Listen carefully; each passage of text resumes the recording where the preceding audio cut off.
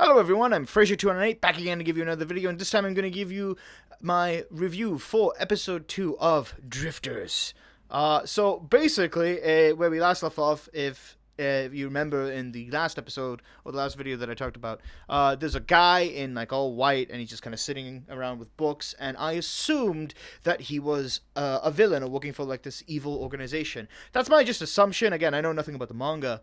So we then jump to his like associates, and they're looking at all the different types of drifters, of which there's this Roman pair, Hannibal, who is a leader or commander, and as well as, I cannot pronounce the name, Scipio? Something like that. They were both respected leaders and commanders of their own armies and stuff, and they were fighting each other. And one of them was saying that, hey, you stole my tactic, and not only did you use it once, you used it twice, you fiend. And he's like, what are you talking about? Let's do this here and now. And they start punching each other and stuff. So they're not really seeing eye to eye. But that's just the Roman faction is what I'm thinking of. Think about it, though.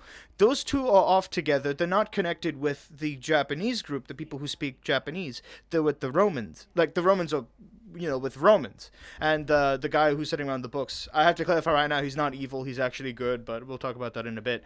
The guy sitting around with the books is saying that, hey, you should probably break up the fights. So the guy sitting around in the books in the back, Abe, I think is his name or something like that, he tells his associate, you should probably break them up, don't let them continue fighting. He's like, oh, okay, I'll do it. And then you jump over to the Japanese faction.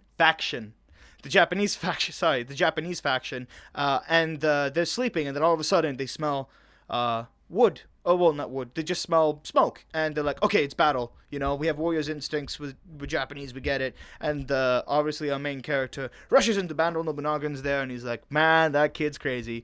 Then you see the two elves that save the main MC here, and they're asking for help, of course. So I just want to thank this YouTube user right here for clarifying that it is indeed their own language and not Japanese. The subtitles were a little bit off, and I didn't actually understand that they were speaking in their own language. So the elves have a completely different language. It's not Japanese. But they're still translated nonetheless, so you still understand what they're saying. So those two elves that save the main MC here, they come running out in the forest, and they're like, help us, help us, help us. And he just comes in, and he slices them down. It's great. And then they proceed to go off in the forest, to which Nobunaga, it's the greatest thing ever. And they actually address it in the episode. It's like, he says, we're going to go claim that village. We're going to go claim that village. And the guy in the book, the guy with the books behind him, he's like, that's kind of, did he say claim? Is that what he said? And the associate who's working for him is like, yeah, that's what he said. And he's like, that's kind of weird. You would think that these heroes would be like, let's go save them, or let's go, rescue them. But no, he says, let's go claim the village for our own. Because don't forget, Nobunaga, right, throughout Japanese history, he's been conquering lands for ages. So he's just really, he's urging to conquer this piece of land. So what he does, and it's actually brilliant, is that he ends up burning the crops. Well, okay, I say it's brilliant. It's brilliant, but then when you think about it, he maybe shouldn't have not done that just yet. Anyways, so he burns the crops, and he says that, well, this is how you take over land. So, okay, well, to Nobunaga's defense, he didn't actually know what the enemy was. So anyways, he burns the crops, and he's saying that, soldiers, people have dignity, and food or whatever, and without food or dignity, then they cling to whatever meaningless thing that they can find. So once the crops were burning, the general guy was like, oh no, I without the crops, I'm not going to get the tax money on this. And that's what helped distracted them, so that MC could come in and start fucking murdering these soldiers. And I think I saw in one of the comments when I was watching this episode, how can his katana cut through steel? And I think the best comment was, it's the will of the user, the will of the warrior, that actually could that actually could make his katana cut through steel. So that was something interesting that I read and looked in the episode. I was like, makes sense, because they're wearing armor, right? And he just pierces right through them. So it's clearly a katana that can pierce through metal, or rather, the theory is that maybe their armor is maybe not the strongest of metals. Also, they were not facing against an army. They were facing against elves, the army. Because, they're just controlling elves, and they're demi-humans, and the humans, or whatever, are like, okay, well, you guys are demi-humans, we're going to treat you badly. So it's a little bit of a race thing. There's elves, there's dwarves, and there's another So there's different species, basically, is what we found out in this episode. So as he kills them, the general's there. He takes out the sheath, the freaking sheath of his katana, and starts bashing the face of the general. And he leaves him like an inch of his life away. And because there's a language barrier. The elves don't understand Japanese, and the Japanese, for the most part, don't understand Elven or whatever.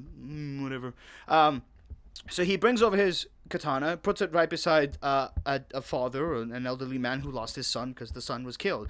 And he points at the blade and him, and then he points at the general guy saying, go kill him. They don't, again, there's a language barrier, but they understand what he's saying. So all the elves pick up weapons, and they fucking, they start massacring this guy. And that was the greatest moment ever. It's so good.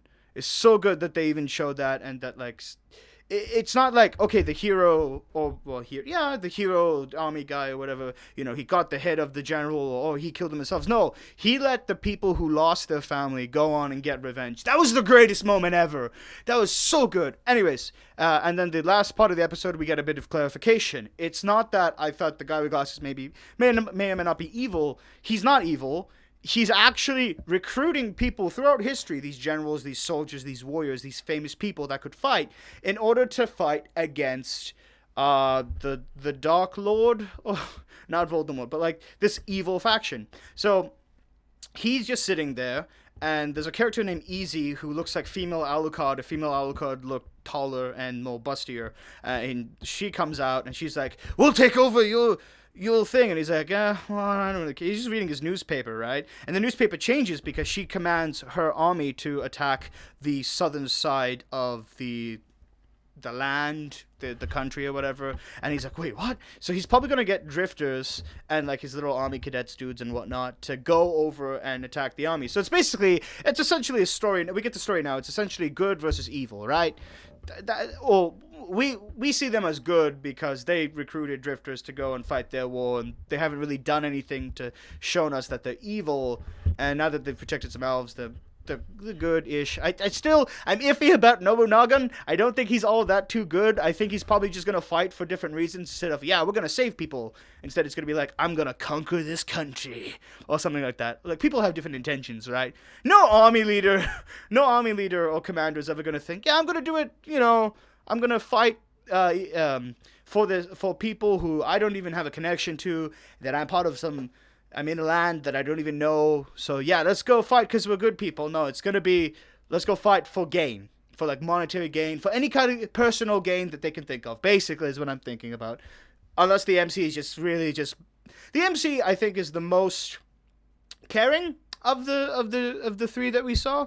So he's definitely probably more willful into actually helping people because he probably has a fairly kind heart. They're all kind. I'm not saying that they're all evil people. I'm just saying that they might have personal gain from this if you think about it, and if they start thinking about it in that way. But other than that, though, Kota Harano, man, this is really good. I had I was thinking, is this gonna be like Hellsing? Because honestly, Hellsing was great, but I love seeing new things from a creator that I really love, and Kota Harano is definitely one of them. He did a really good job with Hellsing, and he's doing a really good job now with Drifters. We get an opening song. It basically reminds me of Hellsing, the TV series, not Ultimate, its opening. It's it's English, right? But it's a really dark kind of style of music. It was great to listen to. I'm not gonna say it was bad. It was really fun, actually. So that's what I think about the episode. Comment down below what your opinions about Drifters is and how you predict it's gonna go. Because the manga's still, I believe so, continuing. So I don't think it has an ending. So it might have to do an anime ending or an open up ending. So it's open to interpretation what happens next. Blah blah blah blah. Congratulations on making it this far into the video. Click here to see the playlist of Drifters episodes in case you've missed a review, and click here for a surprise video that you might not have seen on my main channel, as well as maybe my second channel as well. Also, link in the description below to my anime list to see what shows I'm watching this season, as well as the fact that if I haven't watched a show that you've watched, you might want to, recommend me a couple shows here and there. I love open discussions as well. Also, I do have a form of social media in which we can communicate, which is Snapchat. That's a really good way of probably finding me on any social media platform is Snapchat. And maybe we can start some snap streaks and stuff like that. So I've been your host, Frazier2098, and I will see you guys in the next video. Bye, guys.